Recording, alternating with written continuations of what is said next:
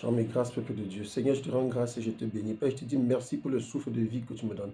Prends le contrôle cet instant et que la gloire et l'adoration te reviennent. Au nom de Jésus. Amen. Bien-aimé, aujourd'hui, je viens te dire, ne sois pas un destructeur de l'œuvre de Dieu. Nous savons que notre Dieu nous aime beaucoup. Il est miséricordieux. Tellement il nous aime.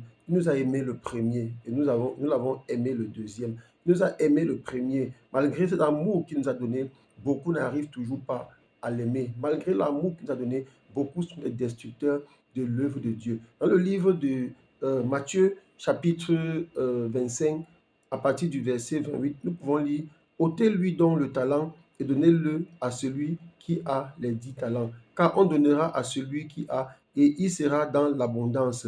Mais à celui qui n'a pas, on ôtera même ce qu'il a. Donc le Seigneur ici a donné des talents à ses enfants. Comme j'ai dit une fois, vous pouvez être 2, 3, 4, 5 évangélistes, mais vous n'avez pas les mêmes dons, vous n'avez pas les mêmes dons, les mêmes degrés de dons. Donc, le peu que Dieu t'a donné, il faut faire avec.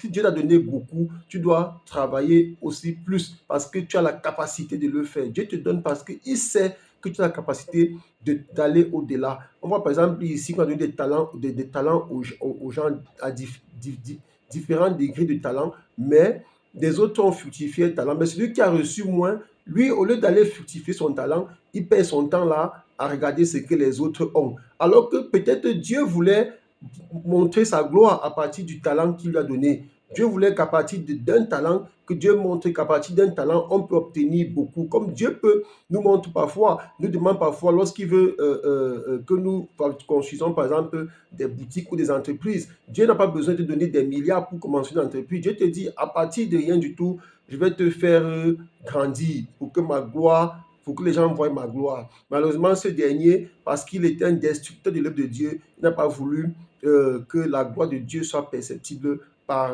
tout le monde. Et le Seigneur dit, ôtez-lui donc le talent et donnez à celui qui a les 10 talents. Donc, on va prendre à celui-là qui a refusé de fructifier et on va donner à celui qui avait déjà reçu plus parce qu'il a montré sa capacité à aller fructifier. Et le Seigneur dit, et le serviteur inutile, jetez-le dans les ténèbres du dehors où il y aura des pleurs et des grincements des dents. Bien aimé, j'ai toujours dit, Dieu aime les travailleurs. Donc, ne serons pas des destructeurs de l'œuvre de Dieu. Si Dieu te donne, c'est parce que tu peux porter. Donc, il faut faire attention de dormir avec ce que Dieu a mis en toi. Il faut tout faire pour fructifier. Tu es appelé de Dieu pour annoncer l'évangile. Mets-toi dehors, annonce l'évangile. Quand il y a des réunions dans les maisons, il faut aller dans les maisons. Ne choisis pas. Si c'est la prison, va en prison. Si c'est l'hôpital, va dans les hôpitaux. Ne dis pas que non, je suis en santé, je ne pars pas dans les hôpitaux. Dieu t'a appelé pour ça. Et il faut faire l'œuvre de Dieu.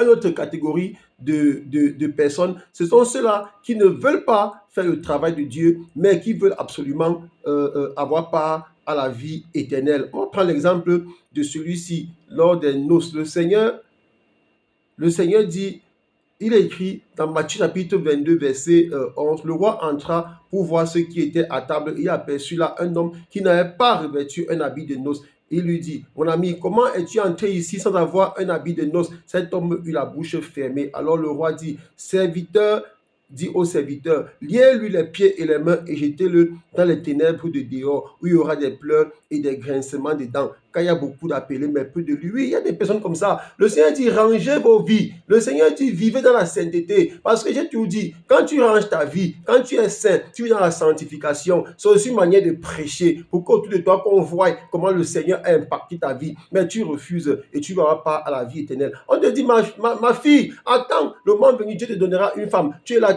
un homme, tu es pressé. Tu couches avec les hommes de gauche à droite en attendant. On dit à l'homme, patiente, tu te donnes une femme. Mais tu es au quartier, tu vas avec toutes les femmes. Et le moment venu, quand tu n'as pas eu ce que tu veux, tu te fâches. Et après, quand tu te retrouves dans la fenêtre du dehors, tu te plains. Alors que le Seigneur avait dit, sois patient. Si tu avais été patient, Dieu t'aurait donné cette femme-là ou ce mari-là pour sa gloire. Mais tu as refusé que la gloire de Dieu soit visible avec toi. Et qu'est-ce que le Seigneur dit? Jette dans la fenêtre du dehors où il y aura des pleurs et des grincements des dents. Quand il y a peu d'appelés, il y a beaucoup d'appelés, mais peu d'élus. Il y a encore une catégorie de personnes. Ceux-là, alors, ils abandonnent seulement. On va dans le livre de 2 Timothée, chapitre 4, verset 9, où l'apôtre Paul disait à Timothée, viens au plus tôt vers moi, car Démas m'a abandonné par amour pour le siècle présent. Oui, il y en a qui sont tellement amoureux des choses du monde, donc ils ne veulent même pas regarder ce que Dieu a mis en eux. tout ce que pour eux, c'est le monde. Si Dieu dit, faites comme ça, si Dieu dit, s'aimer dans ma maison, ils ne s'aiment pas. Mais ils pouvaient prendre l'argent qu'ils pourraient s'aimer avec